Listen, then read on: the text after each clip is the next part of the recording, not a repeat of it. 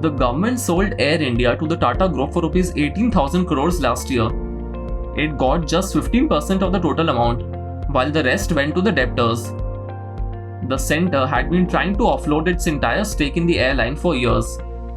After the nod of the Cabinet Committee on Economic Affairs, the government is now taking LIC to the primary market to divest some of its stake. The government says that it just wants to go for an IPO and not for privatization. We have also heard our Prime Minister Narendra Modi saying that the government has no business being in business. So, the government's intentions on privatization and disinvestment are very clear. But are these two terms different? Let us start with disinvestment.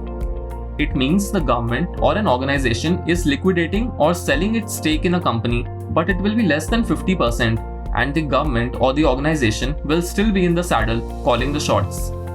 Governments often take this step to reduce their fiscal burden and reallocate resources into other productive areas within a government-funded project or an organization. Disinvestment provides funds for growth-oriented programs and development. In 1999, the Indian government set up a separate Department of Disinvestment, which is today known as the Department of Investment and Public Asset Management or DPAM. It operates under the Ministry of Finance. The government announces its targets for disinvestment each year during the Union Budget. For the ongoing fiscal year FY22, the government has set a disinvestment target of Rs 1.75 lakh crores. The plan includes privatization of 2 public sector banks, Shipping Corporation of India, and many other PSUs, besides the public listing of the Life Insurance Corporation of India. However, the centre has so far garnered only a little over Rs 9,300 crores, mostly through minority stake sales in companies such as National Mineral Development Corporation, Housing and Urban Development Corporation, and Indian Petrochemicals Corporation, now Reliance Industries, among others.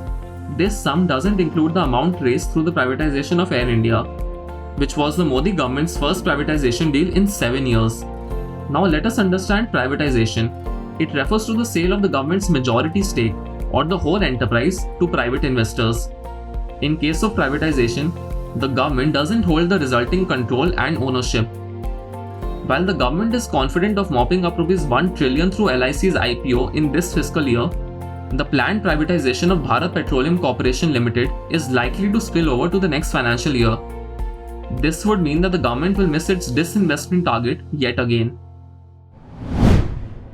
If you like this video, share it and subscribe to Business Standard. For more news, views and insights, log on to www.business-standard.com. Do also follow us on YouTube, Twitter, Facebook, Instagram, Telegram and LinkedIn.